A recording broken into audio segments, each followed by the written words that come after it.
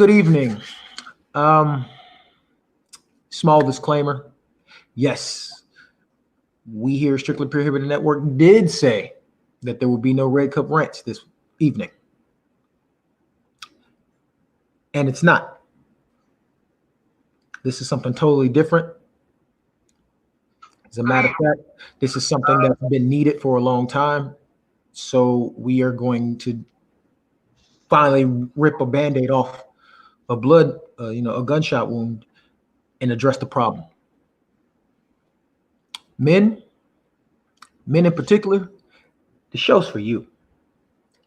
The name of this show that we're starting today is called Breaking the Stigma. It's time, fellas. Hey, Nikki, it's time. What up, Nick?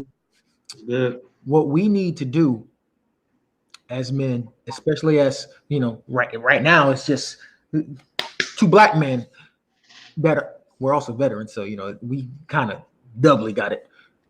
We need to stop believing that we got to be emotionless, that we got to be super tough, strong man. We got to be Superman and Iron Man and not feel nothing, not say nothing, not and just try to do everything. Those days need to end. The days of you grew up not feeling, not thinking, not trusting because that's what your pops told you you're supposed to do. Or your mama told you that's what you're supposed to do. That's got to stop. Hey, Maggie. Right now we're waiting on Mike. He will be joining, and we have a special surprise for everybody. Our Canadian brother is joining us. He's going to be a part of the show.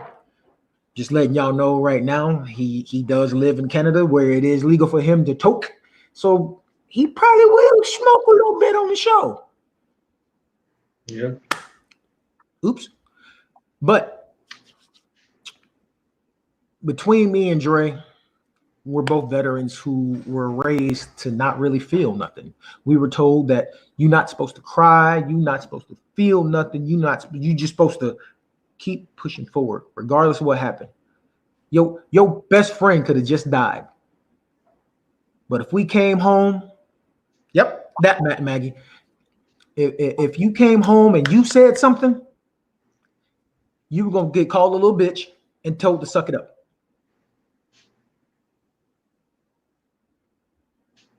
How'd that turn out for us? Men that can't express our emotions fully, pretty much. I'm struggling with it now. I it's no secret. Me and my dad didn't have the greatest relationship. We're still trying to mend a couple things right now, but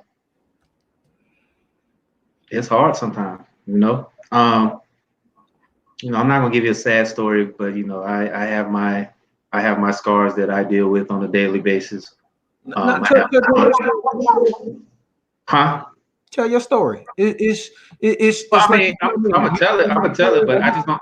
But the thing about it is, I don't want nobody to feel sorry for me for telling this because I've been on this earth for 39 years, and I know I have the power to break curses, generational curses in my circle. It's no secret. It's no secret. People know me and got to know me over the years. They know that me and my dad didn't have the greatest relationship. I feel that a lot of times he wasn't when I need him, and it hurt a lot because I was at a point where I needed a positive male role model. And Dex, growing up in Columbus, it wasn't a lot of positive role models in our city. It wasn't.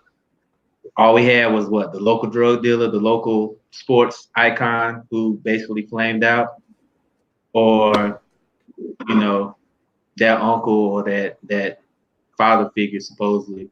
Yeah. So, and I understand. I tell my therapist all the time that my dad, he was in the army and he had a job to do. Yeah. I understand that. But it's just the fact of the matter is that when I needed him the most, I just felt he turned his back on me, and that really it pissed me off. Really, it really I did. understand that. Yeah, So I understand. when he came back, when I was getting ready to graduate from high school, I was getting ready to leave. I was on my way to the service. I was ready to go, boot camp, everything. So the fact of the matter is, he tried to come back and try to play daddy. That really hit a very, I don't want to say a violent streak, but it was It rubs kind you of wrong. like it rubbed me the wrong way because I'm like, where were you when I was 13 or 14? I'm 17 years old, about to start my own life, and now you want to play dad? So we didn't have the greatest relationship for about since my son was born. My son was born. It was 7, 8 years. We didn't even speak. When I had my graduation in the Navy, he didn't really, he was there, but I could tell, we didn't really have the greatest conversation. He was just kind of like, whatever, you're a man. This is what you need to do.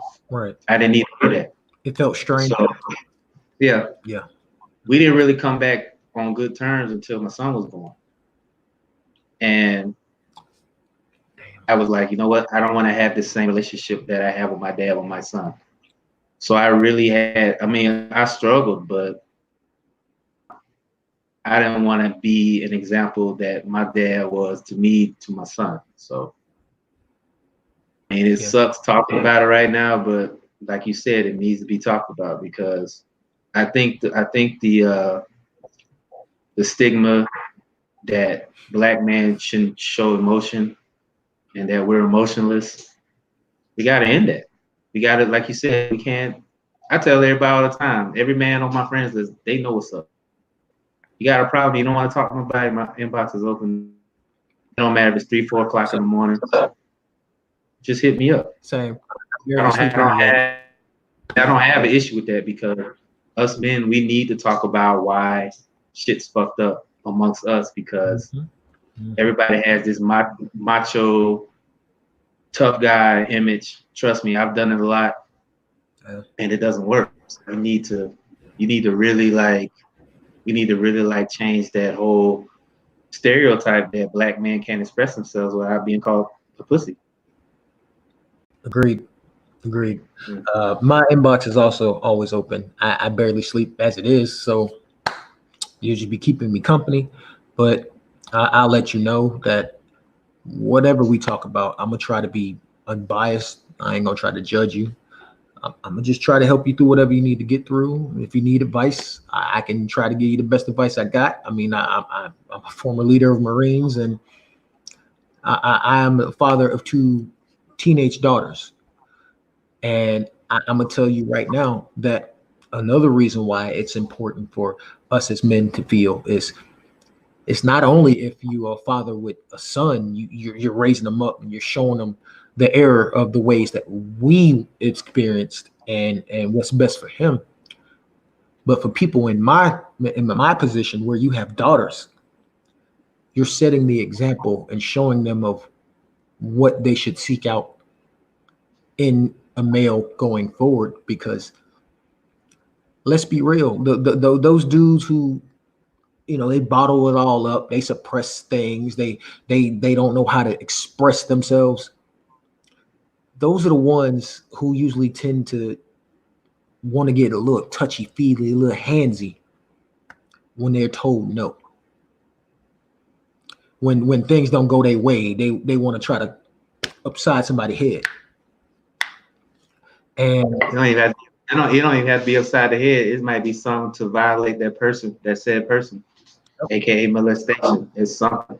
It's something there. Look at R. Kelly. Yeah. He went through a lot, and I'm not condoning what he did, but somebody really should have pulled him to the side and said, "Hey, you're going down the wrong path." But like you said, sometimes that's what we hide behind is our egos and our. It's crazy, man. Our egos and our our macho attitudes, our tough guy attitudes. I know another problem that we have as guys is a lot of us don't know how to be told no.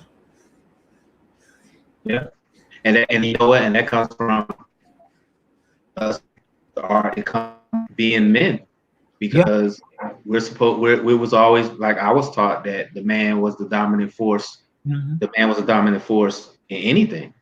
Yeah, I wasn't taught to be emotional. I wasn't taught to be compassionate. I was taught to be, you do your job, you run the house, you're the head of household. It's what you, I heard and it was all wrong. I heard the same Yeah, thing. it was all wrong. I was supposed to turn it all off, pretty much be a machine. You got the final decision. Leave the house. And it Wherever didn't you help go, that. they gonna follow. So it's on you. It's on And it you. didn't help that. It didn't help that we was proud military, so it gets drilled every day that you're supposed to lead. So Yeah. unfortunately, some people, including myself, I took that home. Even when I left it, they say leave your work stuff at work. Sometimes it's not that easy. It really isn't, because you're so used to being in charge. Sometimes, that's not the case sometimes. Well, Matt, that is a good question. I appreciate you commenting while you're at work. We're waiting on you, bro. Why do men have these egos? We have no reason. He's right. We don't have a reason to believe that we're better than women. We're not.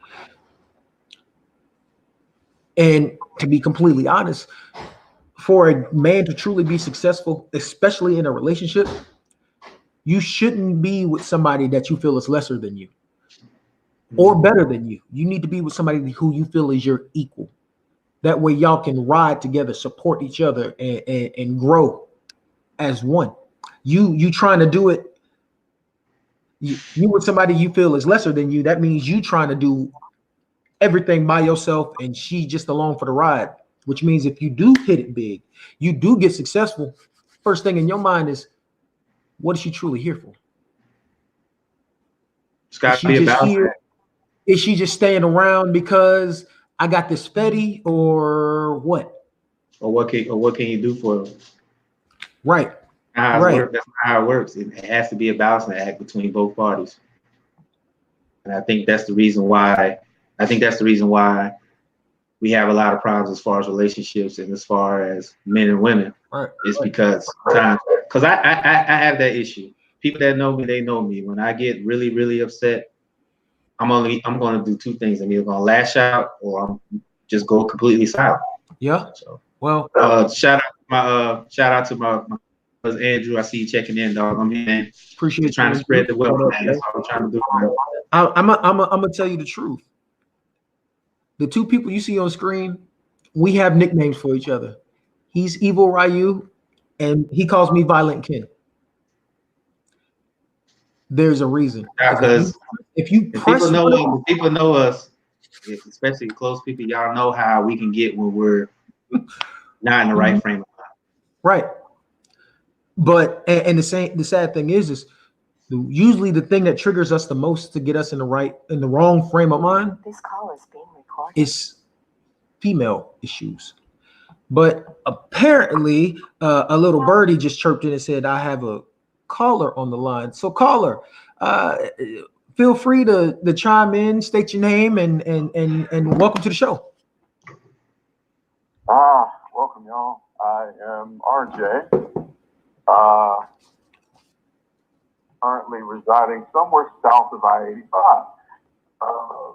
This was a good discussion. I've enjoyed listening to y'all so far, and kind of pushes me to kind of share a little bit myself. The old man with a father that I've probably seen twice in the last 30 years. It's a tough hill to climb. And I guess me personally is just like, I kind of definitely resent him. I resent that side of my family because I feel like they allowed this to happen to where from the age of 5 to the age of 17, nothing. See him once. From 17 till 24 and him getting to hold his granddaughter. After that, nothing since then. I'm like, it's a hard pill to swallow. And then you feel like sometimes you overcompensate on the other end. You're like, yeah, I'm a dad. I got a dog. I got a whole teenage daughter out here. Right. And it's me, it's a rough deal to me because I didn't get to learn those lessons. Like, I had to grow up fast because love my mom, but she put us in, me and my sisters in some fucked up situations that you had to grow up quick.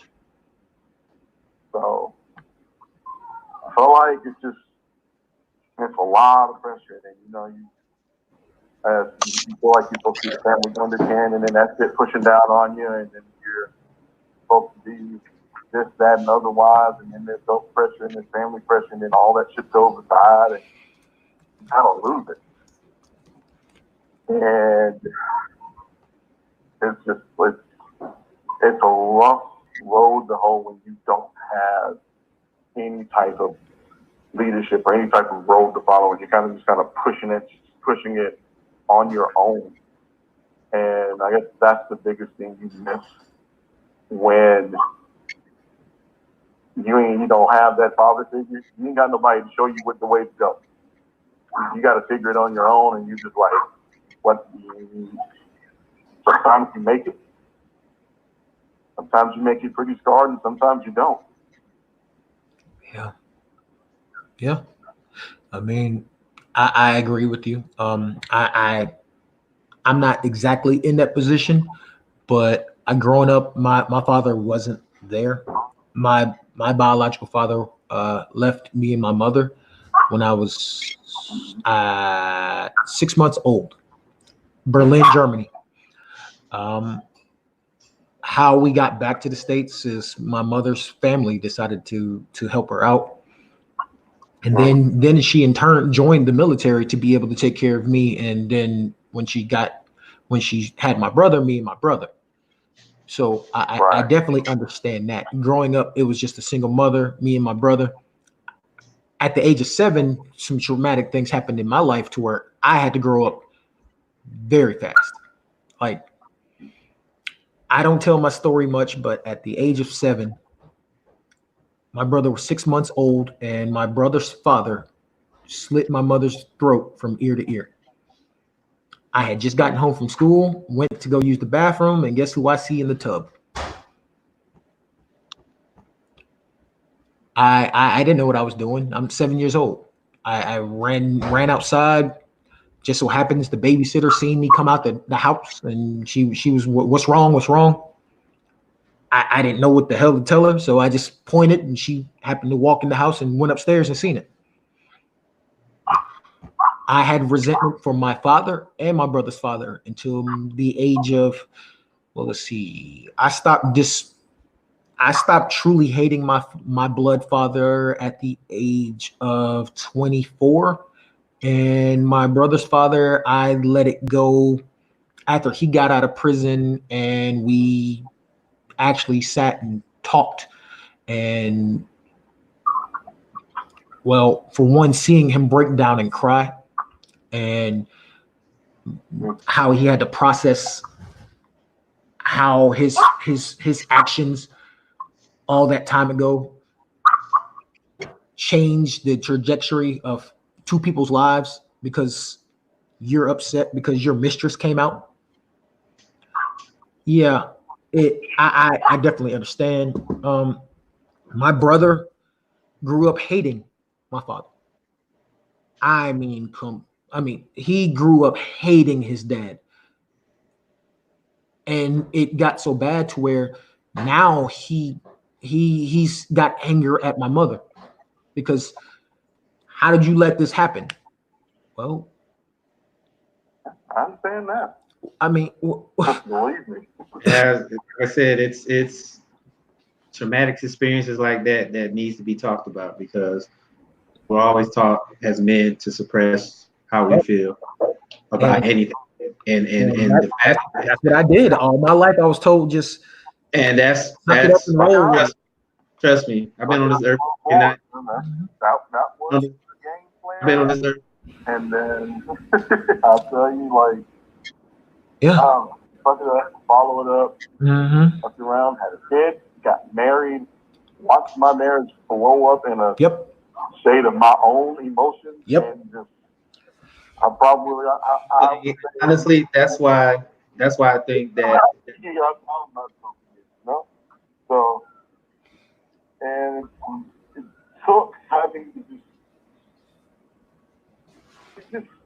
people and it's like, hey, listen to me.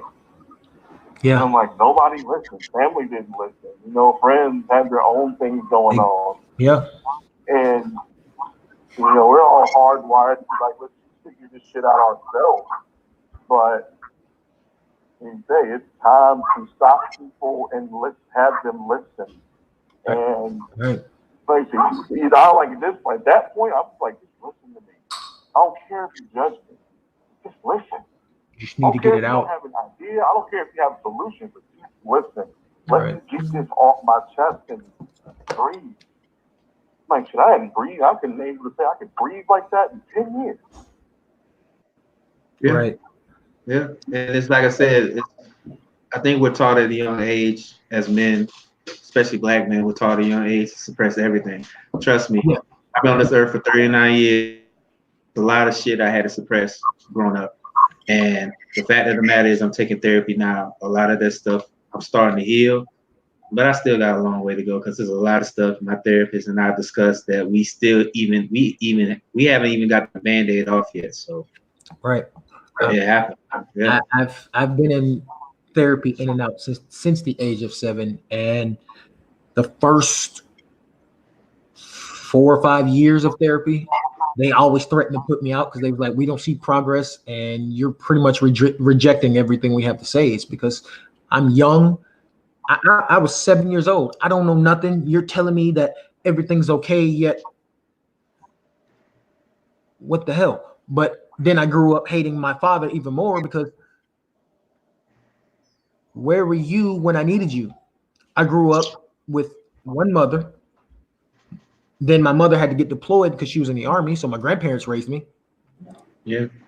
Where were you? Then come to find out, I get a little bit older. My father's claiming me if in the on paperwork in the military, so he can get paid extra. So it's just like, okay, you got the wherewithal to claim me on your paperwork, so you can get paid for me, but you can't actually help me. You can't be there for me as a father when I needed you. So for the longest of time, it was just like, if I see him, I'm gonna hit him in the eye. Just. And then one day I woke up and it was just like, I had my Kobe moment. I woke up and it was just like, it's not worth it. I can't grow if I hold on to this. What I can do is use it as motivation to whenever I have my own family to be better than what I experienced. And hopefully what you can do is just use it as motivation to better your family's experience and to close that curse on you with your offspring to where they have their father in their life. So they got that. You learn your own way, but you can instill with them the leadership that you've acquired. The Marine Corps in the streets taught me how to be a man. Yeah. So and that's we need less of that and more of our fathers in our lives. I mean, I was fortunate enough to have my father in my life, but you gotta have somebody that's positive. You gotta have somebody that's positive in your life, whether it's your father or uncle or brother or somebody like that, or older brother, something like that. You gotta have a positive. I think that's what we're lacking in our society is that we don't have enough positive black men. We don't. And that's not a shot at us as men. I just feel that what I see in society and what I see today, I think it should be a little bit more. It should be a little bit more. That's why I'm doing my part because I've been down that road. I've been where I needed somebody and I didn't have that person. So that's why I'm trying to be a role model to my kid. I'm trying to be a role model to younger men. I'm basically doing what Kobe was going to do when he retired from basketball. Yeah. Be a positive male role model for these kids that gonna need some kind of guidance. They really do. Right. And I'm just gonna do my part. I can't tell everybody else what to do. I'm just gonna do my part. Right. Another thing that what was going on with Kobe is he wasn't just being a role model for the kids. He was being a role model for us adults too. We watched him grow to the man that he is, and he said he was being an example for what we need to be. And I want to address some of the comments. Falcon for life. That you said the elephant in the room in your house is your Brent. dad who Brent. I just wanted to say shout out to Brent, man. That's who that is. Falcon Fly. That's Brent. He knows. Brent. Well, I didn't know that's your name, but Brent, what you said is your ex stepdad was used to. No one would ever talk about the abuse. That's part of the problem. We, especially males, you have that. Everybody, especially black families, we all have that one family member who always doing something, and no one will say shit.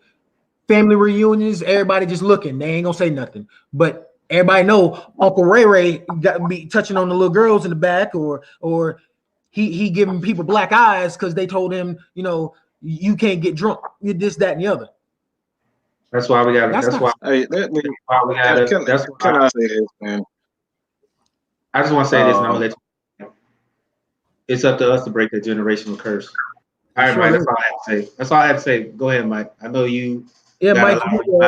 You have some stuff you need to get off your chest. Yeah, he really did, because I'm gonna tell you right now. I'm gonna tell you like this.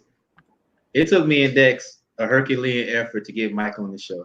Mike didn't want to do the show, but we had to really convince him to come. So whatever he comes out, whatever comes out his mouth, that's him being raw. So just be prepared. So the floor is yours, Mike. Go ahead. I'm gonna sip my Gatorade. Yeah, I'm good. Steaks smell good in my house. So I'm chilling right now. Uh-oh.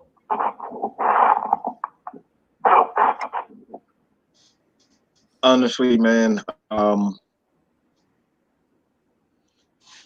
have a mixed bag of emotions. Honestly, everybody know what Mad Mike Sports is strictly prohibited means to me. It ain't no fucking secret. This is not a fucking secret to me. I see this shit as something that I could use to be, an inspiration to, like, it don't fucking matter how old you are. All this, you got to be 50 years old, or you got to be Michael Jordan to certain people. You know what I'm saying? You got to be these big figures to whomever. All right. One of the most inspirational people that have been in my life is actually someone that is actually no longer with me.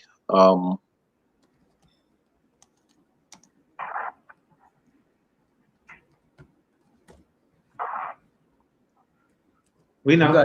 You got it, Mike. We know, man. You got it, bro. Go ahead, man. We got you, man.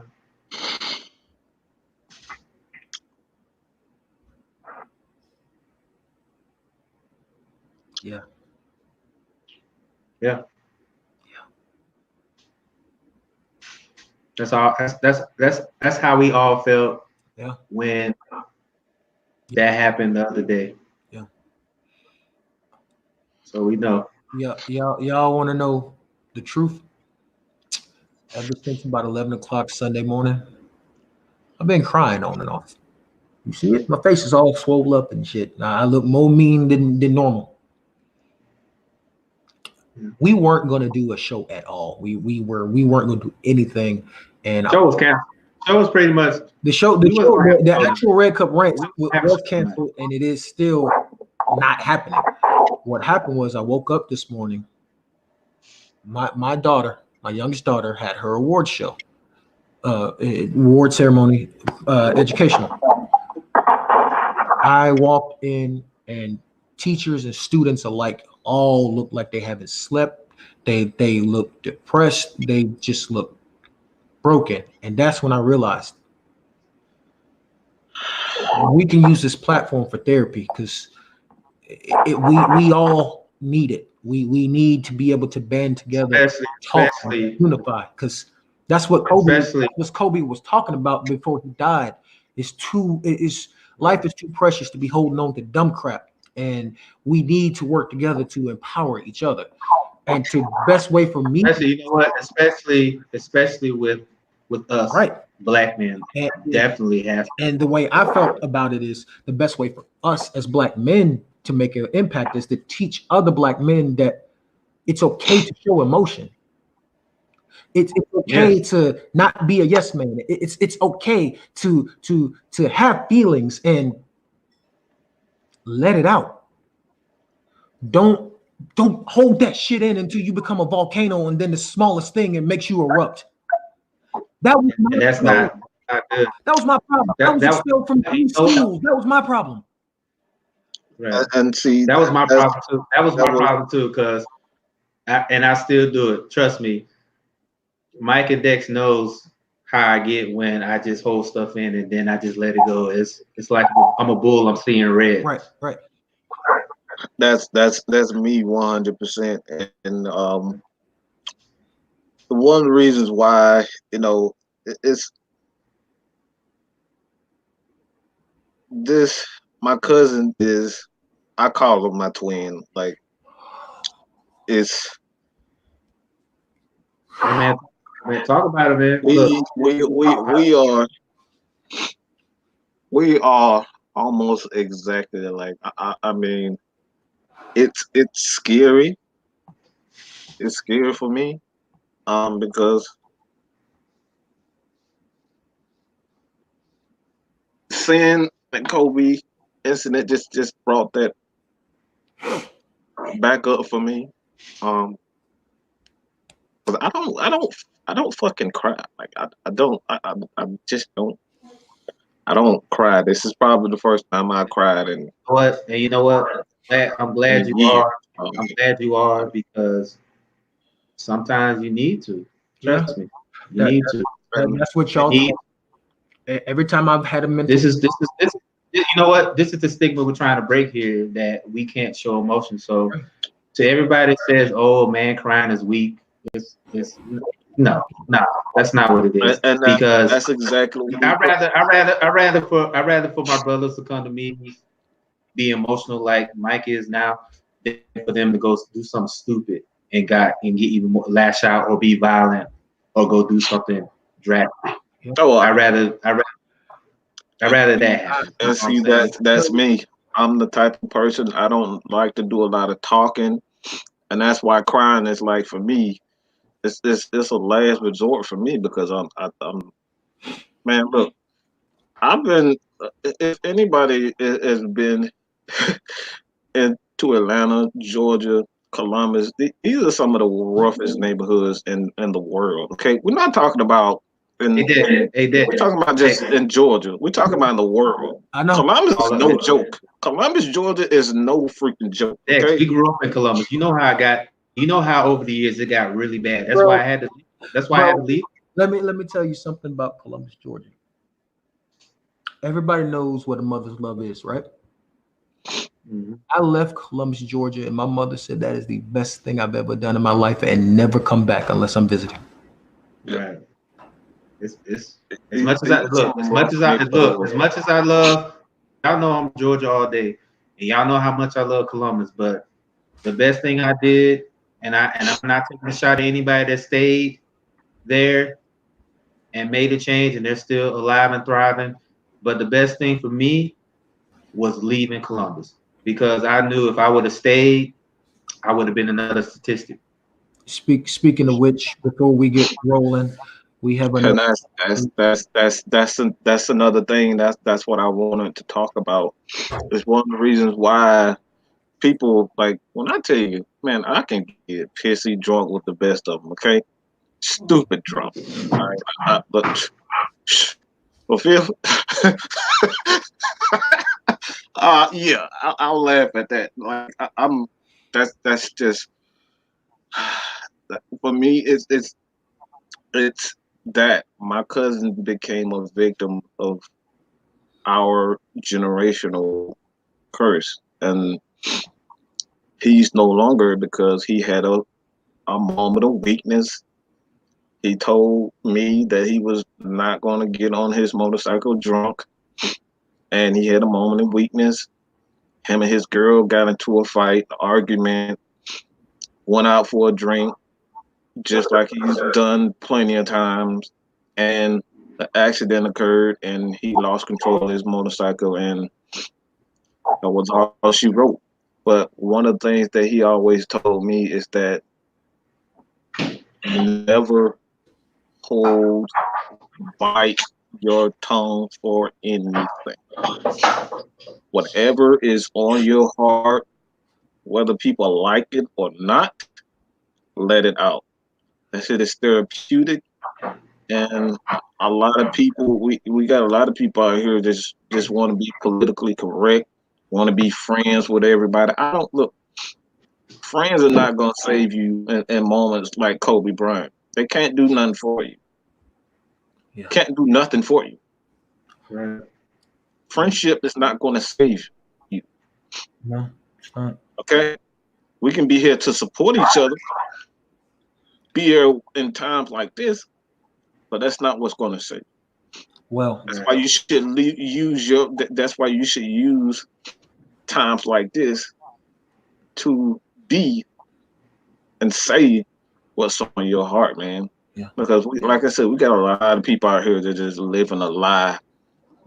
They want to say something to somebody, but they just too afraid. They don't want to make it seem like this or that. Like, man, sometimes you gotta do that Shaq and Kobe. You know what I'm saying?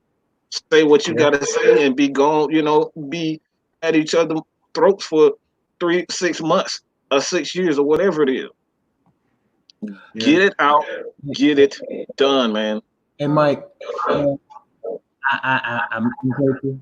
We got 2 callers. Oh yeah, We- everybody that's checking in, we're not We're not ignoring you. forgetting. We're not ignoring you, so don't hang I appreciate everybody, especially, and you know, this warms my heart because I see a lot of men checking in and sharing their stories. This is why we did this. So go ahead, Dan. 1 second. Can I say this real fast? Yeah, go I ahead. wasn't going. I was gonna do exactly what I always do when I don't feel like doing shit. I ain't fuck this. I ain't doing that shit. That's exactly what my attitude. And nothing Dre and Dex did not. Like I was gonna look. I was gonna say forget this. I ain't doing this shit. Like my mind was set. I told you I My wasn't mind was set. But Hey, look. Regardless if you ain't want to do this or not, we're still your brothers, bro. mm-hmm. We're gonna disagree. We're gonna fight. That's exactly why I'm here, because somebody is thinking exactly like me right now. So we have 2 callers. First caller from Columbus, Georgia. Go ahead, state your name and speak your mind. Caller? No. Oh. Well, we'll move on to our next caller from Warwick, Maryland. Go ahead, you got the floor. I think I know who this is. I think I know who this is. This is Martin. Howard, That's Martin. Hey man, that's my battle buddy right there, man. That's my battle buddy. What up, Martin? That's your battle. That's my battle buddy. That's my battle buddy right there. So when he get in trouble, it's your fault. If I get in trouble, it's his fault. If I get in trouble, no, that's your battle. So when he get in trouble, that's your fault. Right. Blessings to you, gentlemen, man. You know, in light of everything that's happened in the last, 72 hours or so, man. Crazy, life is crazy, man. And so it just makes you reflect on everything, and reflect on your own life. You know what I mean? Yeah. I agree. That's the Kobe situation was why we weren't going to do the show, but the more I thought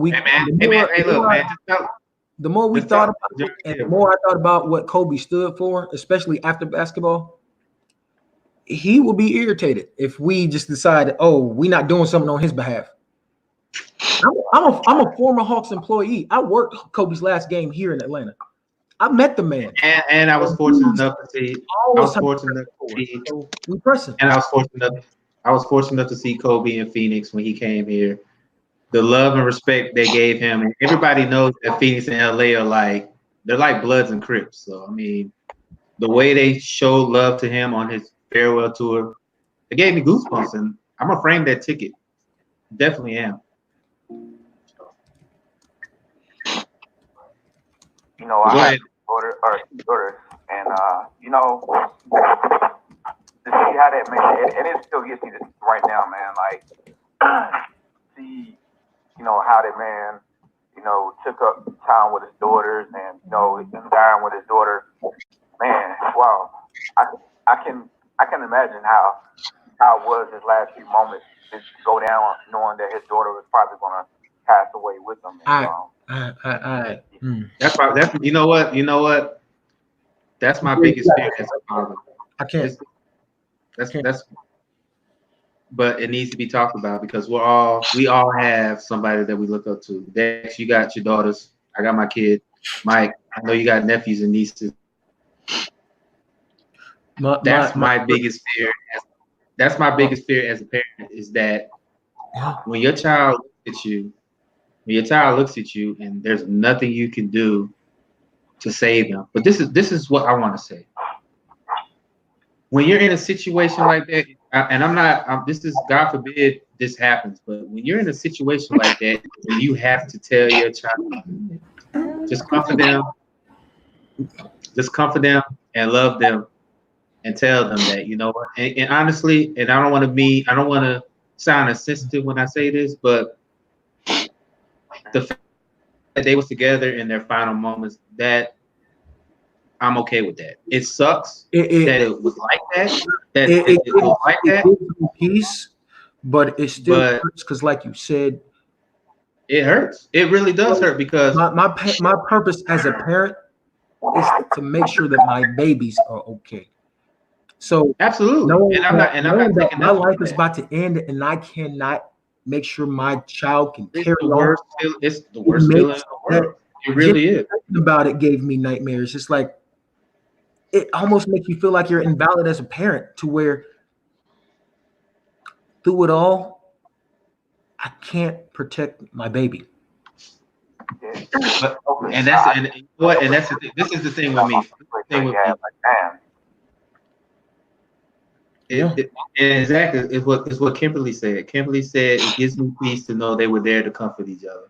She's absolutely right. In the worst circumstances, as a parent, the first thing you want to do when you're facing a circumstance like that is to comfort your child. If I was in a situation like that, that's the first thing I would do. I would comfort my child. Even though I know we're about to face our demise, that would be the first thing I do. I would comfort my child, say, you know what? We're going to be okay. I love you. I will share those final moments with them, knowing I can't control it. Now, I'll be scared as hell. Yeah. Facing that. And I know Kobe, and you know what? Yeah. Kobe was scared too, but guess what? He became a father first. What's the first thing you do as a parent? Protect your kids. Regardless of the circumstance you're going through, you protect your kids. That's what you're going to do. So that's why I'm not like totally distraught. I mean, I'm distraught, but I understand as a father, as a parent, that's the first thing you do as a parent. So absolutely. Well, Martin, we appreciate you calling in. We got another caller on the line, and we're gonna hop over there to see about what their thoughts and feelings. Hey, Mark, take care, man. I'm gonna make sure I'm gonna come see you up in Maryland, man. We're gonna eat some crabs or something, man. Hey, give me a plate. Hey, let me get a plate. Let me get a plate. Take care, man. Hit me up, man. Church. Absolutely. Church. Got plenty of Old Bay for y'all, man. Yes, sir. Yeah, we good with that. Yeah, absolutely. All right. All right. So we have another caller from Atlanta with the 678 area code. Caller, you're on. You live. You got the floor. I just want to say it's Adrian. I'm on my spiritual side today. Hey, buddy, what's going on? Kobe, I'm only 13. But I can say Kobe was a great man. When we shoot something in the trash can, I want to keep the tradition going. Say Kobe. I want to say biggest loss wasn't Kobe, it was really Giannis. You don't want Harry dying like that, especially at 13. Man, like, I still can't believe it till this day. Kobe Bryant died. I can understand if he was like 70 or something, I can take it better. But not this young, especially after LeBron just passed. Yeah. And they shared the moment. Yeah. Kobe, when I was little, and I would cope with his highlights while watching him, and like, I used to get abused by my mom, and my dad was a drug addict. So when they took me to foster care, I was just hurt, and he would have motivation speeches or something like to work hard, and that's what motivates me. And I just want to say that man was a great man, and R.I.P. Kobe. He got keep up the good work to all you people. We appreciate you. We appreciate you. For real, man. Appreciate that, man. Yeah. True, do. I know. I see a lot of people talking about sports stuff, but it's not the time and the place for that tonight. So we're not talking about that. We're talking about some serious stuff right here. So catch us next week on that, but that's not what we're talking about tonight. And don't worry. This actual show, Breaking the Stigma, won't be on Tuesday nights, and we're gonna actually move it. We just did it tonight because this is Pretty much a trial run. This is our trial run, but this is when everybody was free. So we just decided to go ahead, and plus we needed to be able to strike while we could because this needs to be talked about. I have literally seen grown men crying in the street over You know what? my favorite basketball player. This is my gripe with the whole thing. If you see a grown man crying or being emotional about something, don't chastise him. Yeah, don't. That's where the problem lies in society, right? Because this is, and then you get upset, when a man doesn't show emotion when you want him to, because you just chin check him. You basically destroy the very fabric that makes a man emotional. Yes, we don't know Kobe Bryant. I don't know Kobe. Never met him in my life. But I grew up with him. Like, we all watched his games. We all had his moments. We all saw a lot of things. Mm-hmm. Was living through people, man. Right. You can't do not chastise these men. Because then you know what happened when you chastise these men? They grow up and be emotionless robots that you don't want to see. And you don't want to see a black man that's emotionless. That's almost sociopathic narcissism. I've been there. I'm trying to break that. So another thing we got to do, especially in situations like this, I have a couple gripes. I have a gripe with the media, how they covered it. It's not just Kobe and Gigi that died. 9 people died. Yeah. 9. And you know what? I want to say this next before all of them. I just want to say one. The one I want to say is give strength and give strength to that 16-year-old that lost her parents and her sister. Right.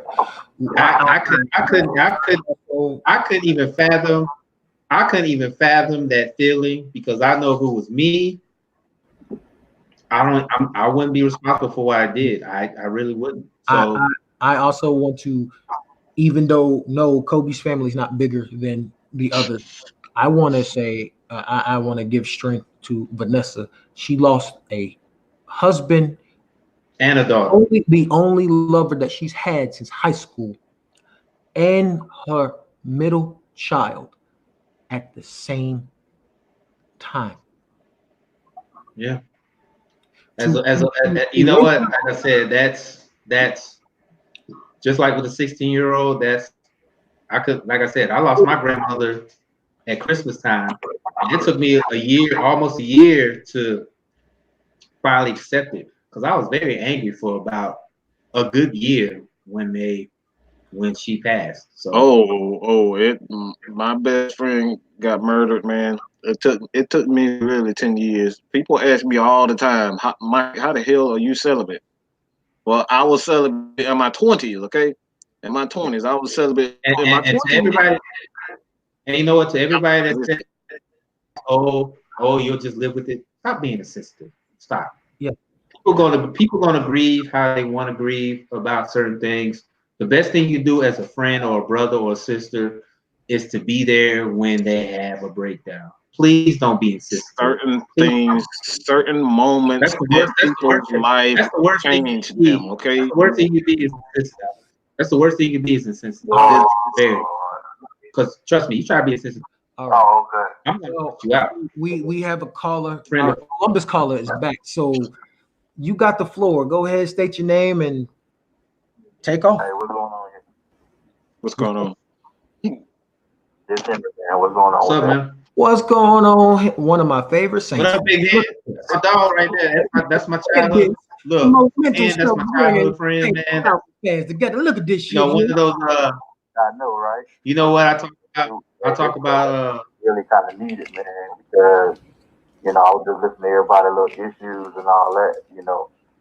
Growing up, Mhm. all I had was like Dre and my friends and all that because my dad was in the military, drill sergeant. He never was there. Ooh, So all I had shit. was homie.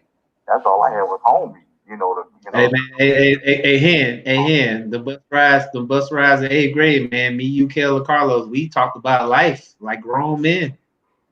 Whew. Shit. He said his We dad did was it. a drill instructor. God damn. That's why. Hey, look, hen. That's my big homie right there. Like I said, when I talked about a positive role model, hen was older than us. He was older than all three of us. This was the guy that when I was in like 6th or 7th grade, he was like 8th or 9th grade. This is who I looked to when my father was gone all the time. This is who I looked to because he always kept it 100 with me. And the bus rides that we had back and forth in Columbus, he never shied away. Whenever I had to ask him a question, he always kept it 100. So I salute that man. Appreciate that, man. Definitely need that. Definitely need that. It's like, And then look, and then what's crazy, man, like with the COVID thing, man, I was in the car then like 3 weeks ago. And so I could just imagine wow. that, man, my truck was just spinning and spinning and spinning. And it's like the faster it went, the faster it was going. And I was like, oh my God. And then the only thing I could think about my two kids. I was like, oh my God, man, I'm gonna leave my kids. And then I just lost my mom in the car again too. So that was flashing in my head too. I was like, man, I'm gonna leave like my mama did, you know what I'm saying? And I swear, man, the Lord looked out for me. And so when this thing with COVID, man, I'm telling you, I ain't gonna tell you I ain't break down because I was like, dang, little old me, I'm still here. And goddamn Kobe, goddamn, he gone with his daughter and the 7 other people. So the first thing I did was I called my kids. I was like, look, hey man, daddy love y'all to death, man. You know what I'm saying? I'm here for y'all. And hey, ain't nobody bigger than life, man. So, whenever y'all need me, you hit me up. And I had put something on Facebook the other day. And the first person who reached out to me was my homeboy Drake out of everybody. Well, Dre always quick on the trigger. I mean, that's what he do. They doing and I salute y'all, man. Because Hey, look. That's my man 50 grand right there, man. I'm telling you, man. Everything is not peaches and cream, and everything is bigger than life. But the other men do. There you go, boy. There you go. You go. Hey, look, that's my man 50 grand right there. Like I said. Well, like I said, hey man, big hand. I know you listening, man, but like I said, from the bottom of my heart, man, I appreciate everything you taught me. I appreciate you steering me the right way. I appreciate you, you know what I'm saying? Like whenever I needed somebody that I could talk to, when I didn't have nobody to talk to. And the thing about him, he stayed right down the street. Like it wasn't far to go. Like I could walk to his house, and the fact that the man, because he was older than me, he didn't have to take me in. He didn't have to do it. but the fact That's- the fact he took me in and he taught me about life. Hey man, look, I said I'm indebted to you, bro. That's all I can say. You my dog, man. 100 all the way through. Like I said, we still talk to this day.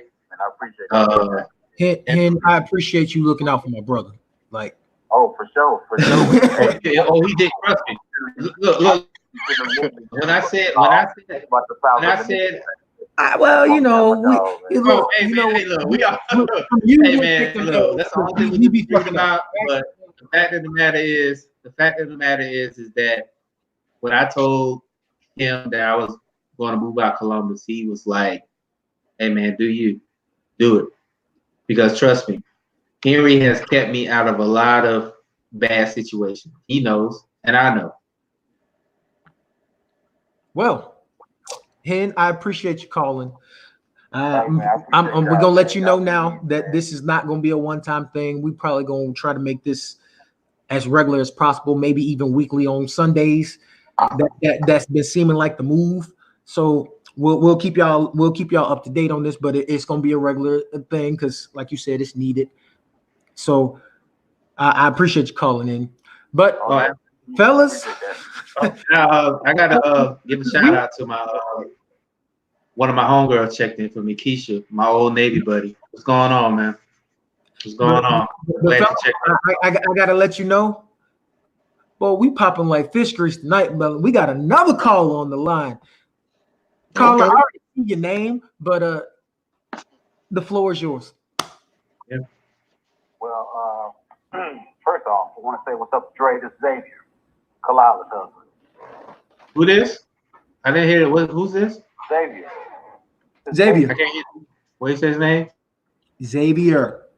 Xavier. Oh, my dog. What's going on, man? Hey, I couldn't hear. I'm sorry. I can't hear. My man. Hey, what's going on, man? Hey, welcome, dog. You know, don't blame it on his head. My bad. Sorry. But 40 do. 40 do too. Yeah, but appreciate you checking in, bro. This my dog. This my dog he's from Georgia. He's from Georgia too, so. I'm gonna show my little 2 cent thing real quick. You know, I've been looking at this whole thing and what you were saying about stigma. I remember growing up, you know, as a man, always thought, you know, to kind of keep yourself from being killed. You know, not overly show emotion, you know, because then that was a sign of weakness. You know, and as I got older, you know, it made me understand that sometimes you have to show in order to know how you feel. Yeah. If that makes sense. Mm-hmm. You know, because if you don't and people don't know, they think you, like you said, heartless and everything else. And to bounce off what you said, yes, there were 7 other people on that helicopter, unfortunately, that lost their lives as well. And you know, they've been, I'm not gonna say belittled, but their role has been minimized because of who was on the helicopter with them. You said the same thing. I agree. Well, agreed. Yeah, absolutely. So I'm like this right here. Look, I'm 50 years old, and I guess in my old age, you know, I've started showing a little bit more emotion. You know. Hey man, look, man. Look, you still in your prime. Stop talking about that. You old. You in your prime. Stop it. Come on, man. Look. Hey, look. I'm striving to get where you at. I'm trying to get where you at. I'm 39. I'm trying to get where you at. So yeah. Got that right. Yeah, I'm trying to get where you at. That's a blessing. Hey, man, my cousin. That is a blessing. One thing Twin always taught me, bro. Like, and that's something that I try not to lose is that you guys know I was like when I was really just a couple of years ago. I didn't hold anything back. sometimes I look at my timeline on Facebook. I'm like, oh my God, I can't believe I said that. Right, exactly. Like Don't go there, Dre. I'm not saying nothing, bro. Not saying nothing, man. I'm good. Sometimes I really, not truly, like. Well, I mean, you know, we have that opportunity to grow, though.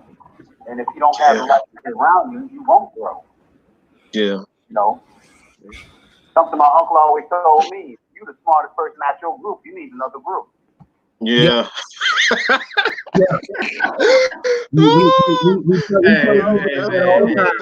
Like that's the truth. That's the absolute truth.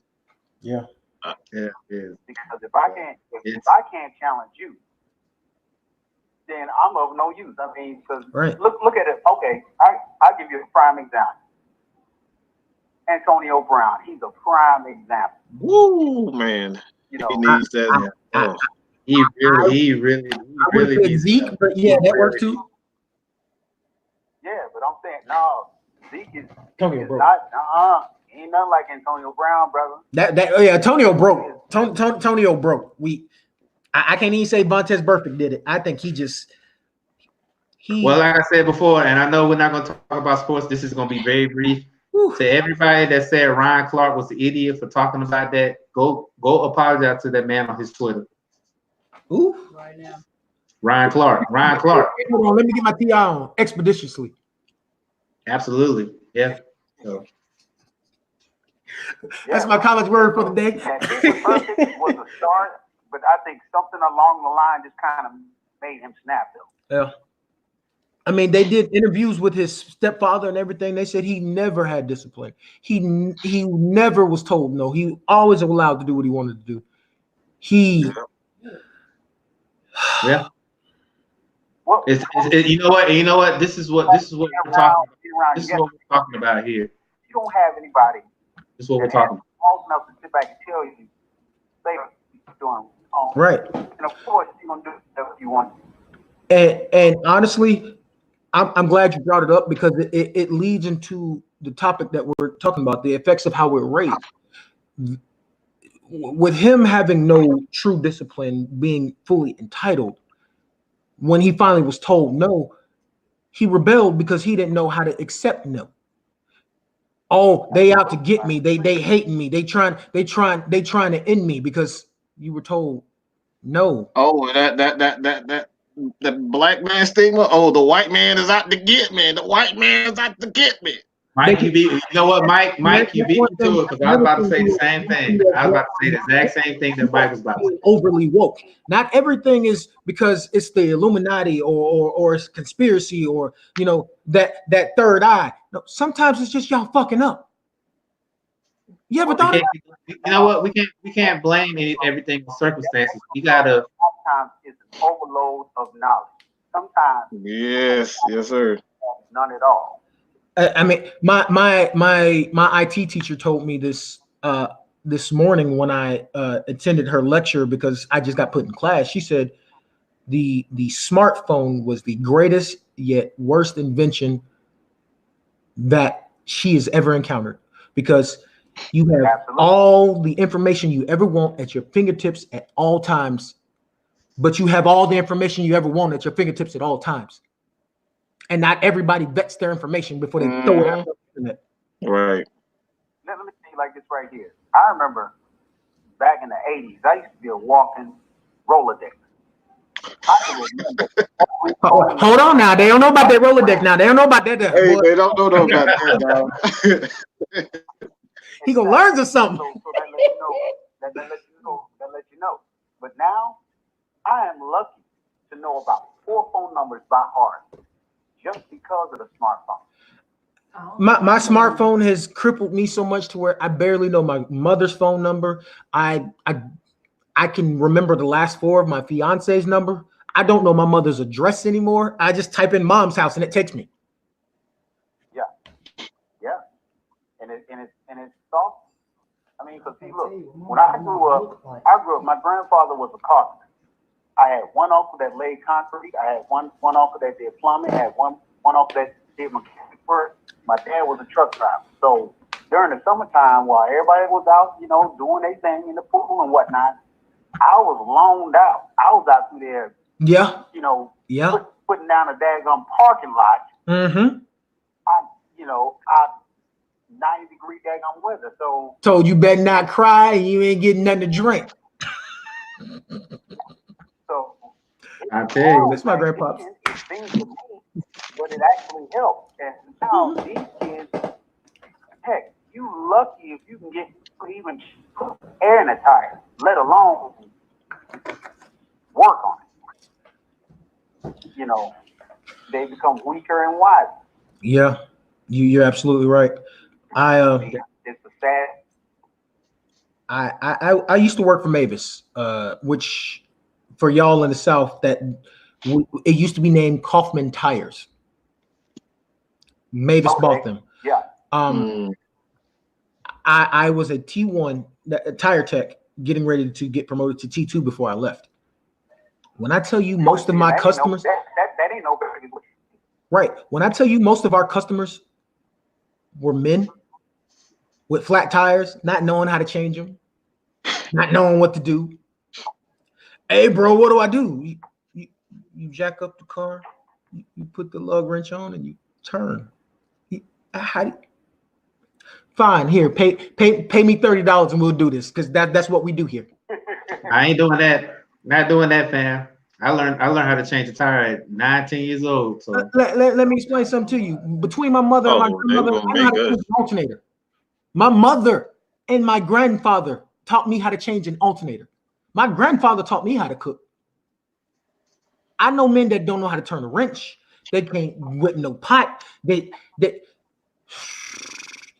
can't do shit. My daughter right now knows more about vehicles than the average man does. Yeah, and I don't doubt it at all. The average man can barely change a light bulb at this point in life. I'm gonna be completely honest with you. Go ahead, brother. I've literally seen grown men who can't change light bulbs. They cry when they see a spider. Step on it. It's a freaking spider. Just step on it. I promise. The most embarrassing thing I saw was I was at Quick Trip one day, and this lady was out through there, and she was putting air tire, while the dude was on the passenger side, mind you, on his phone. I've seen it. Completely oblivious of what was going on. I've seen it. I've seen young ladies pumping gas with their man in the car. Oh boy! And here's the thing that the guy in the car didn't notice: the girl eyeballing another man because she's pumping gas. He's asking her, does she need help? My mother is from Alabama. Okay, Alabama. She ain't fucking man. Ooh, Lord. Not having the emotional fortitude to know when to show emotion, but there's also a point to when you need to know when to put your big boy pants on and be a man. You shouldn't have your woman out there in 23-degree weather pumping gas. What the hell's wrong with you? I could go one further. I was at this auto parts one day.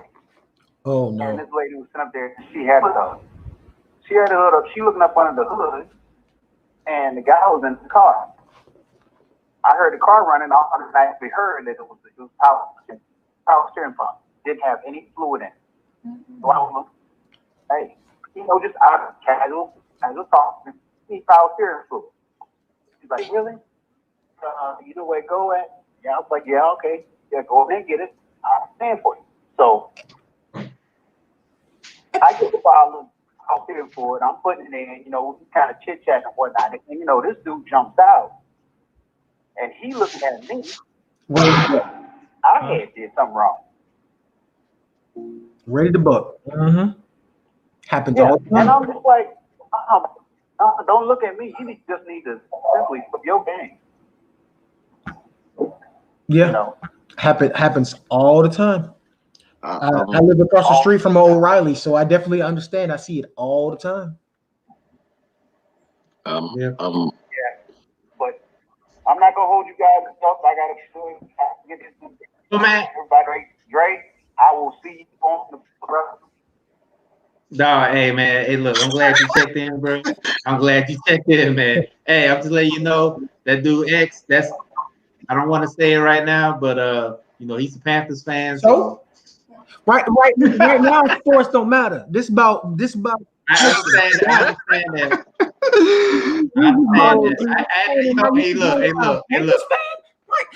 Hey look. I'm like Mayweather. You got to put the jab in. I'm thankful and I'm grateful for you calling in. But like that's why I wanted to say from the bottom of my heart, man. I'm glad you checked in, man, and I'm glad you shared your experience, man. So, hey, man, salute, bro. Appreciate that. And on that note, we have another caller on the line. Well, I told you, how many? Look, this is a record right now. Like, honestly, I'm glad. But just introduce y'all. You go ahead and take the flow. I'm just glad that the men are checking in. So, hey, this is good. Good. RJ checking back in. RJ. I'm like, let me throw a personal gig and then I'll get back on topic. Here we go. Remember a Kim and Q party back in, I'd say, 2017. I think I was able to dap it up with you because you were waiting on your better half to come out. Right or wrong? Yeah. That is me, kid from Alabama, that righteously should have never made that trip if I'd have stayed in the mindset that I was when I was supposed to come up there. Ronnie, what? That is me. I wanted Fred G. Sanford, my man, but you still my brother. Don't hate on my night. We gonna talk about sports. I'm like, y'all got on these new off-brand Negroes, and I'm like, they grind my gear so goddamn hard. Use my language. I'm like, around here. You telling the truth. I'm like, and I said, I work with a bunch of young ladies. Probably the youngest ones are about 21, 22. You're up to your 40s and 50s, and I hear their stories all day long, and I just like, what is going on with these new off-brand Negroes, man? They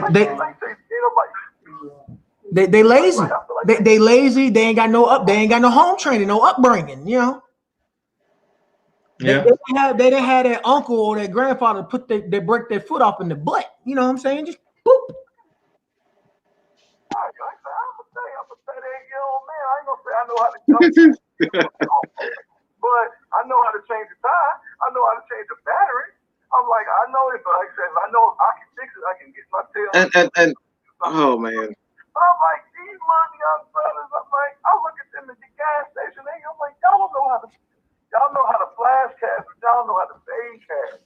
I'm like, y'all got y'all chicks, and they ain't totally excused from this either, because y'all chicks let them sit out here and do it, and they think it's okay.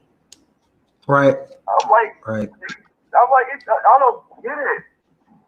I'm like, I'm low key, like, I'm just like, bro, I don't get it. Why y'all sit here and just they run to the lowest common fucking denominator of whatever everybody else in the world thinks of a black man. They want to run in that shit like it's something to be fucking glorified. Like, dude, do you not see this shit will get you killed? Do you not see that this is not gonna put money in your pocket the legal way? Like, y'all want to run all this illegal duck and think y'all gonna sit on the corner and all that bullshit? I'm like, folks, you're gonna get shot out here. Folks get shot for nothing out here. Like, dude just got shot on his live the other, like, I want to say Thursday. Dude just chilling in his car. Yeah, Kim showed it to me. Yeah. I'm like, bro, do you not know? Like, do y'all not know? This is not what life is. I'm like, they want to glory. Number can be pulled at any goddamn moment, and y'all want to act like some dang sorry ass dude. And you wonder why women out here look at us like we failed them. Like black women especially are disgusted with us as black men. Because honestly, we failed them. You want the truth? Truth is Yeah, give him the truth, man. Give him the truth. Truth Give him is, as a black man, as a black man that's a veteran that ain't got no kind of filter, and y'all know it, we have failed. And we haven't just failed black women, we failed all women. shit. We failed us. We failed ourselves. Because between either not knowing how to express your emotions, so you don't know how to communicate, so you either fly off the handle or you just let everything slide until you just blow up. There's a problem there. Yeah. And then you have some of us don't have the upbringing to where you don't have no discipline, you don't have no structure, so you never taught how to see. No, my father was not there in my life, but I played high school sports. I had father figures besides my grandfather. My football coach would break me off. He break that foot off of my John Brown hind parts. Yes, I quoted Remember Titans. However, he taught me how to change a tire. He would have taught me how to change an alternator if my grandfather didn't do it. He taught me the benefit of knowing when to be a gentleman. Correct. That is, He that is such a lost art. he They taught me teach you. that sometimes you have to take that side off and show them that you are not a pushover, but at the same time, you are not supposed to carry yourself as some psychotic person who can't take criticism. And that's our problem, because we don't know how to You know what? emotion anymore. We don't know how to take criticism. You know what it is, Dex? What's that, Mike? Nobody. People want to be feared. They don't want to be respected. I gotta address something real quick. Matt, you are not a token white guy in this group. First of all, you black and me, so there's that. Second of all, you're right. Color don't matter. Male culture is broken. Period. Third of all, I don't want to hear you refer to yourself as a white man. We will fight. Fourth, Mike, carry on. Yeah, go ahead. Yeah, but I had to throw some funny in there. don't believe man when he say he's white, all right? Because he know he's not white. Okay, he know it. But men don't want to be respected. They want to be feared. Yeah, Like absolutely. I don't want people to be afraid. Like, who the hell wants to be I want to walk around like Suge Knight. Everybody afraid to like say hi to you. Like, come on, bro. Like, to be honest, man. That's the world is already halfway afraid of us. If we That's what I'm saying. We don't need to add to that, bro. We don't need to add to that. and let them go the whole way with it. I've been told something by a very wise old mentor of mine. People of other races, not you, Matt. People of other races and backgrounds fear the black man because if we did half of the things to them that they have done to us in our history, there will be no more of them. And they're afraid that one day we are going to band together like they're trying to fight us to be able to do and actually turn the table on them. My goal is never to start an uprising to where we try to rob, murder, and steal and kill. That ain't it. Solve anything, man. That's not going to solve a damn thing. Because all that does is justify and validate their thoughts. See, we gave them something. Now they acting like animals. Treat them like animals. Mm-hmm. I'm gonna be completely honest with you. Yes, I have a problem with bad cops, but I also will fight anybody who complains when it comes to how police treat people. When a lot of the times, not excluding the ones you see on the media fucking up, a lot of times people getting what they deserve, because I live in the hood off Campbellton Road, Atlanta, Georgia, West Side, actual hood. Most of these police officers ain't trying to fuck with you. They know they in the hood too. They want to go home too. But they doing their job. They pull you over because you don't flew through the light doing 60. They're just trying to give you your little ticket so you can go on about your way. And what do? You getting buck with them. You barking at them because you don't see the white cop up in Cobb County don't shot somebody. So now you treating APD like they the problem. So then when they come back aggressive, because Hey, let me ask you guys a question. You think there's a lack of, and I pretty much know you guys are going, but you think there's a like an African American culture, not even just African American. I think just minorities in itself. yep. I think we're teaching them the wrong way to be towards cop. We don't need to be afraid. But see, It's the this is the only thing I'm gonna say. Themselves. But see, this is the only thing I'm gonna say about that. The only thing I'm gonna say about that is that the reason why a lot of us are the reason why a lot of us. Go ahead. No, I'm gonna let he was speaking, man. I'm letting him speak. Which one of y'all want to speak? I don't want to overtalk him. I don't want to overtalk him. So. Which one of y'all want to speak first? No, let him go. I didn't want to overtalk him because RJ, go ahead, he's on the speak line. your piece, and then Dre, you speak your piece. Yeah, we'll do that way. I feel like we as OGs just we kind of not. I won't say we created it, but we have our hand in it. Yes. And what you can kind of call a lost generation of young black men.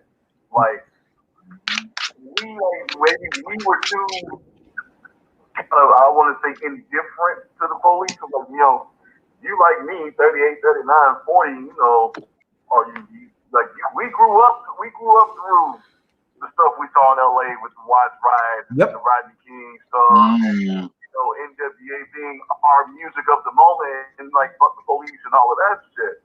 So we grew up with an inherent dislike and maybe a bit of lack of respect for police in general because of the big things that we've seen and how they've treated us, and knowing our history, how police and people of authority treated black men back in the day, and still being profiled to this day.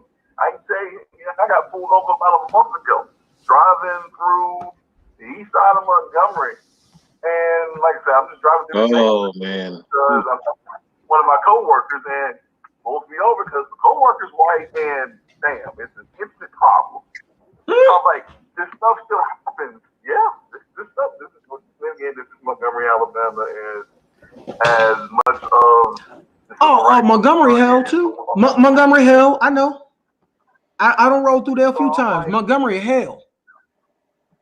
Yeah, it is. It is home, but it is hell, and you got to know where you got to step. But again, it still goes on. But at the end of the day, we can't let that what we went through become what they take on if they haven't gone through it. I think that we kind of let that slip along the way because there's always been something to fight against or something to rail against, and like I said, we probably been it got into a point where it was kind of just like, hey, we got to fight for our own survival, and we kind of slipped up and let some young cats slip through the cracks on that. But it's just like every police officer ain't bad.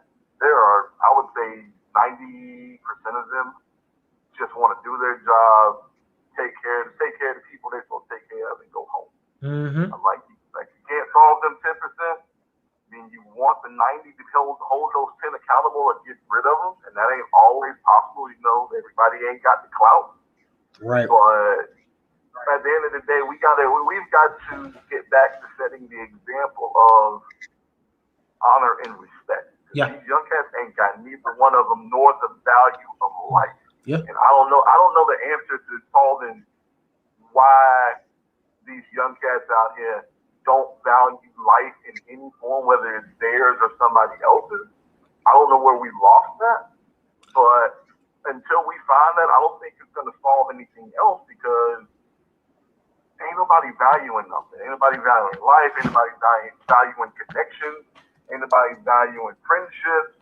I'm like, yeah, we all, every social media's kind of got a piece in that too, but that's a whole other discussion. But we as black dudes have got to get back to setting the example that life is to be valued, respect is due until it is undue by that person, and everybody ain't a come up. Some folks just say, if you don't want to deal with them, leave them alone. That ain't nobody for you to go knock on their head or something because you're trying to get a piece of something. Go find the legal way to do it.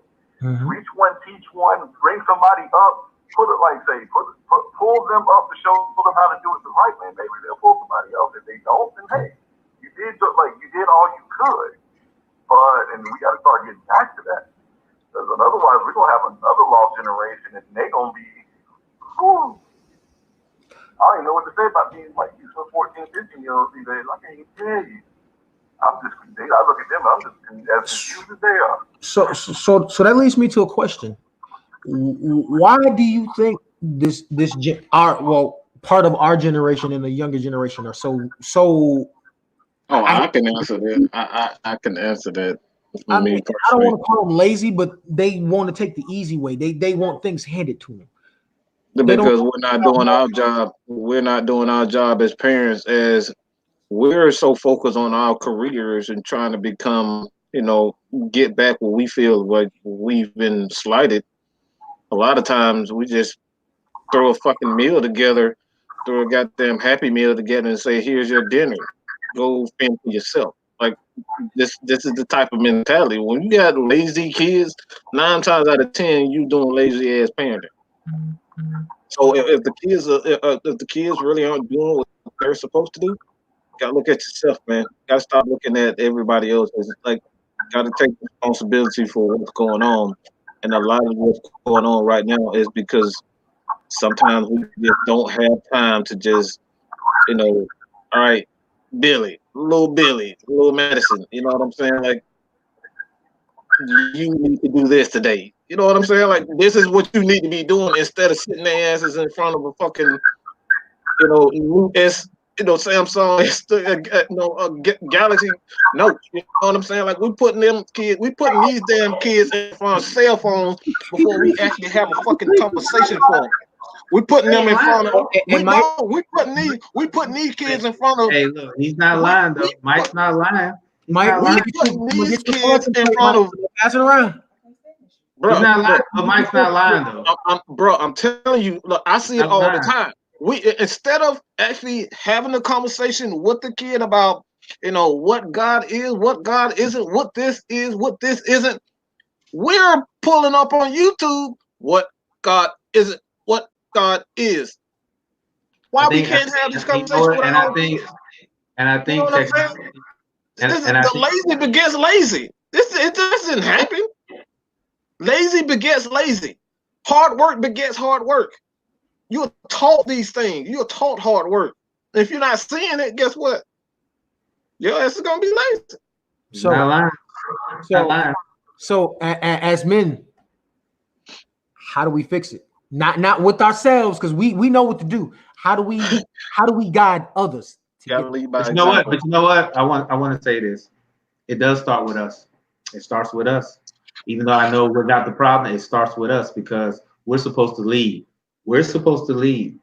So if we see our family is starting to slack a little bit,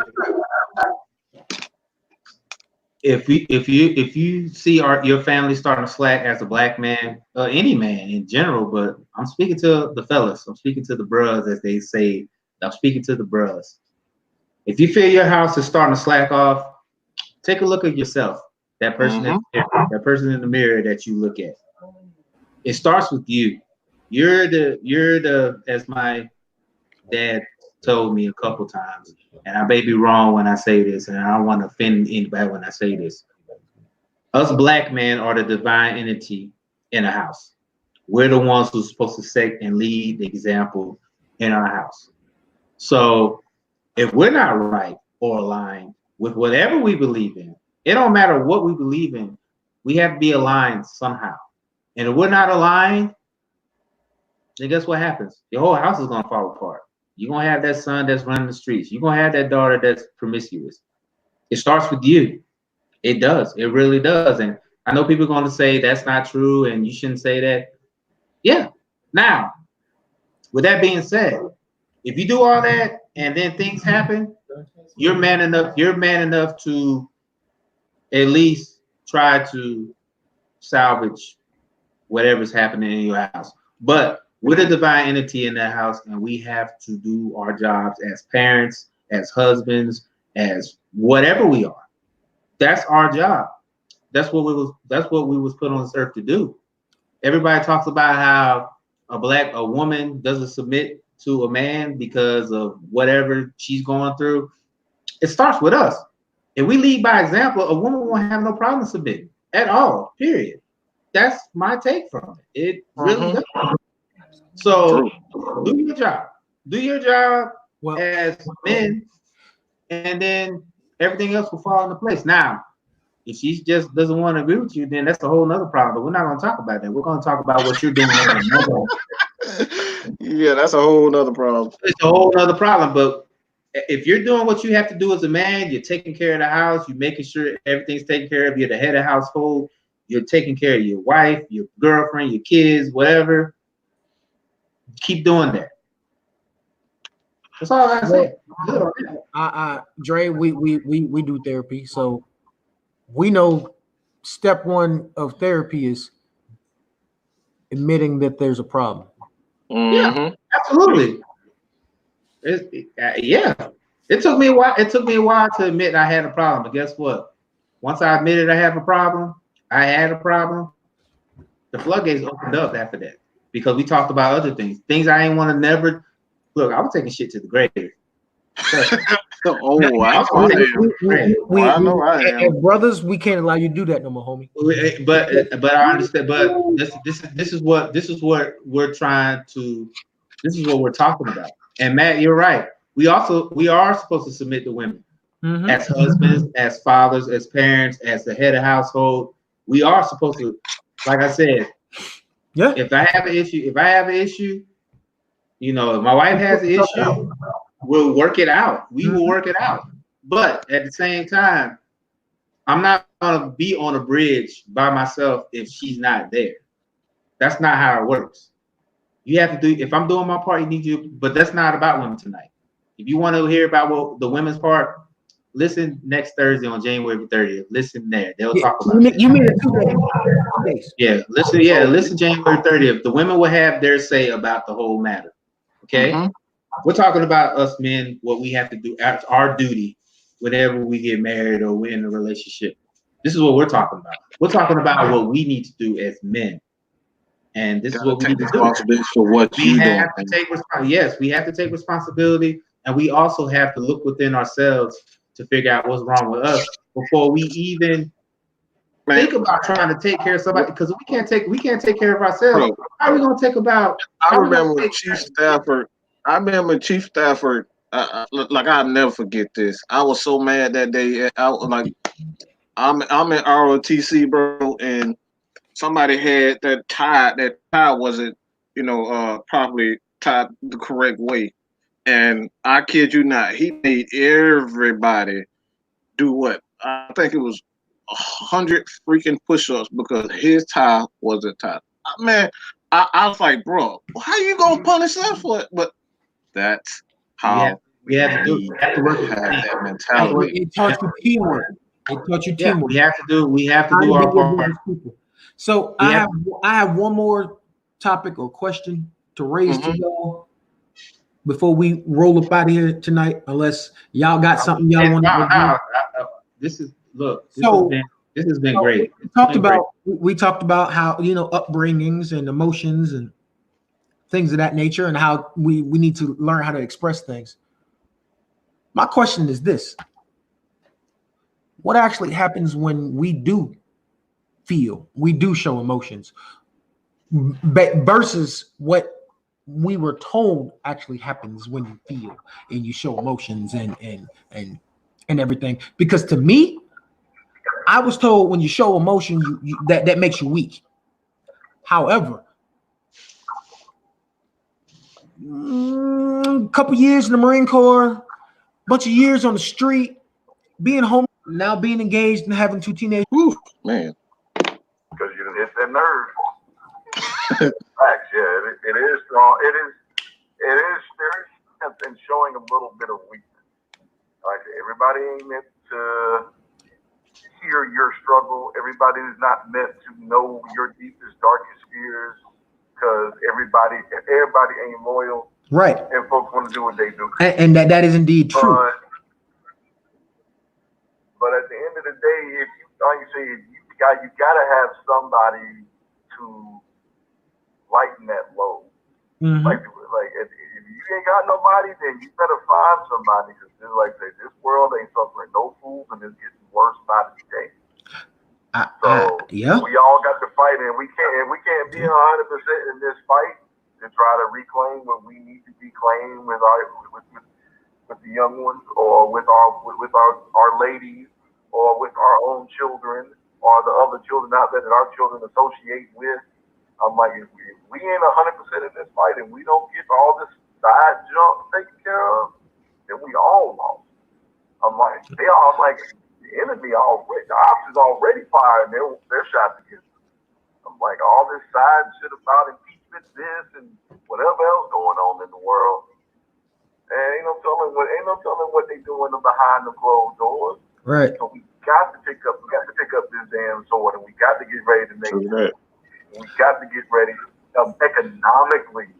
More important than anything else, we get mentally right, and we get economically right, and then the rest of it gonna fall where it falls. But if we take care of our mental and our economics, we'll figure the rest of it out. I want to touch on something you said about sometimes we need to show weakness. I agree, especially when you have a mate, because your mate is supposed to fill in where you're weak at. If you not showing weakness, where's she supposed to fit? Where's he supposed to fit? Because we got females listening, but we also have dudes who might not gravitate to the females. That don't mean you still don't need these life lessons, because no matter how you swing, what you think, or which way you roll, if you are a man and you can't do man stuff, what you gonna do? Just like you said, the world is getting worse day by day. If you can't acknowledge these small things, you're gonna get swallowed.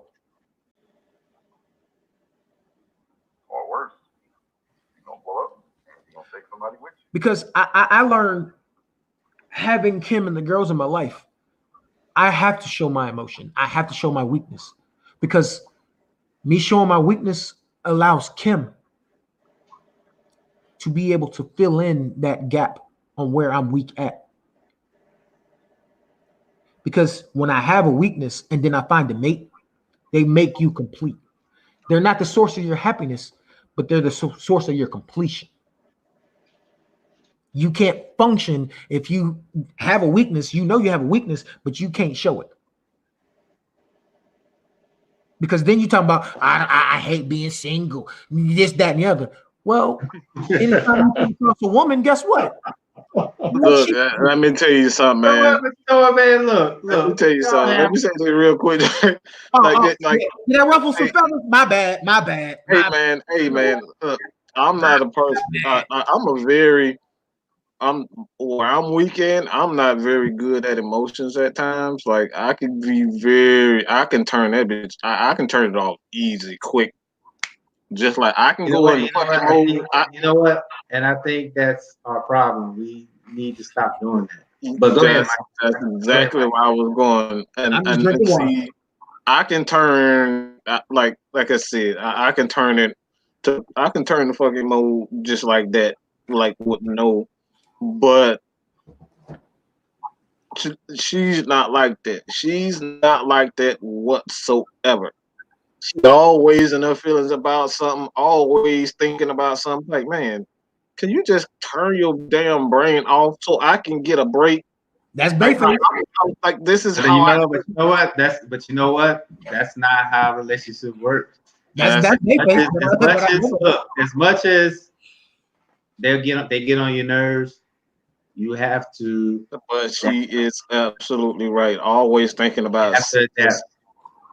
And that's what I've learned to do. Learn how to adapt to the way that she thinks, because sometimes I do need to think about it. You don't want it to work, more power to you. But if you want to make it work and you want that person in your life, you're gonna have to adapt to things that they do. Yep. You're gonna have to. You're gonna really have to. And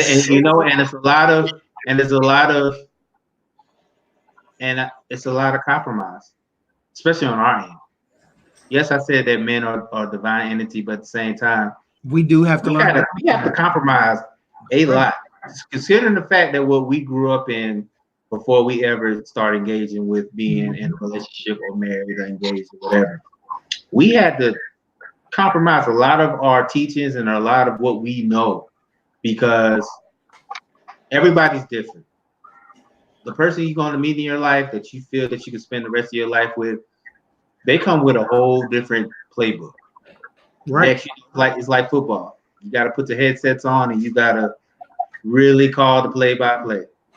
You really got to call. Right, exactly. So I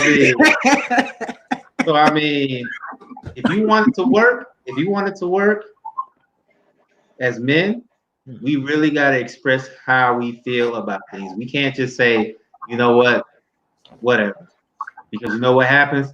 That whatever's going to linger in your house until you talk about it. And if you let it fester, if you let that whatever fester, then it turns into a whole nother problem that you don't want. Right. You know, it also you know what, you don't need that, especially if you're in a young relationship. You're trying to take it to that next level.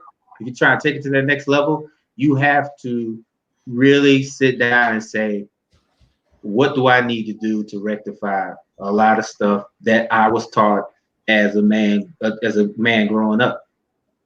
You really got to do that, because if you don't, you're probably gonna be alone forever. I know some people might like that, but me personally, yeah, I'm 40 years old, but I ain't trying to live that life. I'm trying to have somebody. You got to break from childhood. We are taught this. We're not always going to be right. We can't always have our way. We can't. Exactly. Like you said, we have to learn how to compromise, because it's always really open the door. It better be how I want it, or anytime something's you better have my food. You better have my food cooked when I get home. Man, look, I'll cook it when I come home from work every day. I'll cook. Right.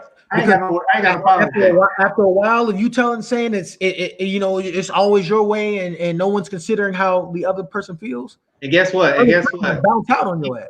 And guess what? If you keep drilling in her head that it's got to be my way or the highway, she's gonna take the highway. Ooh, yes. Yeah. The highway is gonna be. Guess what? You're gonna sit there at your house mad as hell because you didn't give her that compromise. So guess what? Yeah. She got her car and took the fuck off and left your ass. Yeah. So to my men out there, if you're trying to pursue a relationship, it's a lot of compromise. So just take it in consideration when you're trying to explore that relationship. If you're not willing to give up a compromise, don't get in a relationship. Don't waste your time. Don't get in it. Don't engage. If you don't waste your time.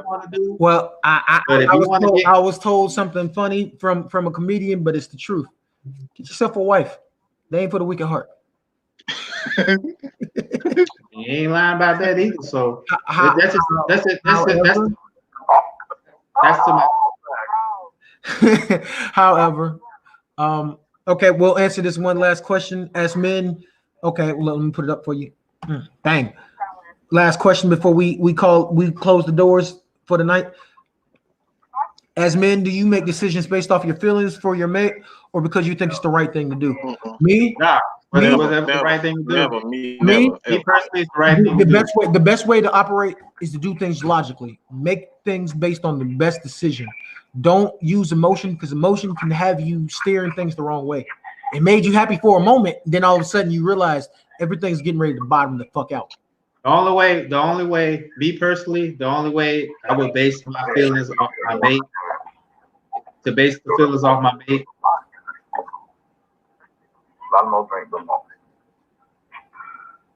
Agreed. I always think logically.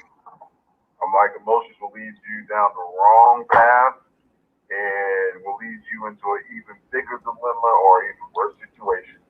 So I at times you do think with emotion but that's like let's be real, things like Valentine's Day or something, where you just want to show your You ass. just And, had to just say. You just had to say that, didn't you? because that old saying, the one thing Grandpop said that is true: you got to work hard to keep. You got to work hard to get it. You got to work harder to keep her. So yeah, things like Valentine's Day's, birthdays, you use a little bit of emotion. You show your ass.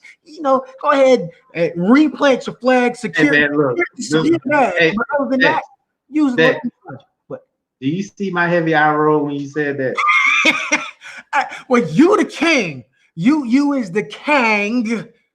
Anyway, I'm not trying to get off subject because I got my eyes closed because I'm tired of rolling my eyes. All right, bro, I love you. The only time I would base my feelings off my mate is if it's life or death. If it's life or death, then yes. But it's like all y'all said, you gotta think logical in the situation. Now, if she's in a situation where she's facing life or death, whole different story. Yeah. Whole different story. Yeah, other than that, because especially when you have other lives involved, more than just you and your mate, you have to use your we lost Mike. You got to use your logic. You got to make sure that the decision you make is going to be the best decision for everybody involved, because you thinking with your heart, yeah, it works sometimes, but a lot of times you make this rash decision because you felt it. Yeah. And then things go sideways, but you stuck with the decision you just made. And you gotta look yourself in the mirror when you make the decision. And Falcon, yes, if whatever your beliefs are, your belief system, I don't push religion or nothing on nobody. But if that's what you do, if that's what helps you, then I'm not going to try to convince you or sway you or talk down to you about your decisions, the way you do things, because we all have our own ways of doing stuff. Yeah. But with that being said, I do appreciate everyone, including you, RJ. I appreciate everyone for coming to our first session of Breaking the Stigma. We're gonna work on our brother Matt's connection, because this is not just my brainchild. This is the brainchild of four people who don't really show emotion, and we know we need to. So this I won't tell everybody his name. I'll leave that to myself. All right. He don't want people to really know his name. So I'll keep it at just Matt. Okay. We're just gonna keep wait. Don't tell nobody. What I want y'all to do. Well, first of all, I want to thank y'all for tuning in on Strictly Prohibited Network. We will be back. We're gonna make this a regular occasion. We have other shows on Strictly Prohibited Network. Red Cup Rants is usually on Tuesdays at 8 p.m. But we kind of hijacked ourselves because this is our shit. Did we do? We won't. I really need for all of y'all, not just the females, but I need everybody, men included, to tune in on Thursday night. Champagne conversations that needs to happen. I'm gonna tell you right now. For my women out there, if you need a safe space to talk about what's going on in your women life, right? Tune in Thursday. It's going to be from a female perspective. That's going to be Thursday at 9 p.m. Eastern Standard, 8 p.m. Central. Because I know a lot. I saw my women folk out there. I saw my women folk out there talking about how, well, what about the women's point of view? The women's point of view. This was about the men tonight. We got y'all Thursday. Tune in Thursday. We got three heavy waiting for y'all women folks. Because trust me, Kim and LaDonna and Nikki, they're gonna bring their heat. So they always do. They always do. We also have the Hodgepodge show that's on Saturday nights at 10 p.m. Eastern Standard Time right here. We have the Chain Reaction with Boom and LaDonna that is after Cowboys games right here. And we will have another show coming in around October-ish. Got to confirm with B. Jones, but In the Zone with B. Jones will be coming. Well, yeah. And of course, as you've heard, we're going to be moving this show here, Breaking the Stigma, to Sundays because that's usually where all of us is free. And guess what that's going to be? Mike, let them know. I don't even know what you're talking about. Do something, Mike. It's going to be right here. Also, I just want to do a couple plugs. Plug away. We have in the works. We're gonna have a wrestling show with my man Mike, Dex, Phil, and Matt. On the wrestling podcast. We're gonna have the wrestling podcast going on, and then my favorite wrestlers. I know we said we're gonna have the Breaking the Stigma show on Sunday, but this Sunday, you know what it is, Super Bowl Sunday. So we're gonna have a Super Bowl. We're gonna have a Super Bowl special on Sunday. I will be in Georgia with my mom because she is a 49ers fan, so I know she's she's ready to go. And I just want to cheer for the Chiefs because I hate Shadoofus. But we are going to have a Super Bowl special on Sunday. Make sure you tune in. But the only thing, the thing I want to say is from the bottom of my heart, I appreciate everybody listening to us tonight, especially the men that called in. I was very skeptical about how the show is going to take off because we know us men don't like talking about how we feel about things. So to see how men checked in, especially people that I know off of Facebook, that really warmed my heart. It really did. Confirm what we feel. It really did confirm that. Because everything we heard from all of our callers was the same thing, right? And Mike, I don't want to jump on you, man. I don't want to poke fun at you, man. But you show emotion for the first time. That was big. You know, honestly, that was big. I was just like, I was like this. My eyes was like, okay, what am I going to tell him? You know what I'm saying? So to see how because I know you say you didn't want to do the show tonight, and the fact you came on and you brought the rawness, I appreciate it, bro. I really do, from the bottom of my heart, man. I really do, man. Same. Yeah. So, but that's all I got to say. So, unless y'all have anything to say, I'm pretty much done for tonight. I'm about to eat some steak and potatoes. I'm about to eat this chicken pot pie bake we got going on. Yeah, I'm about to eat this steak and potatoes and watch Kings of Comedy and just enjoy. The fact of the matter is that this was successful. SBN's taking off, man. So if y'all ain't on it, tell your friends, tell your mom, tell your dad, tell your cousins, tell your aunts. When this network takes off, don't miss the ride.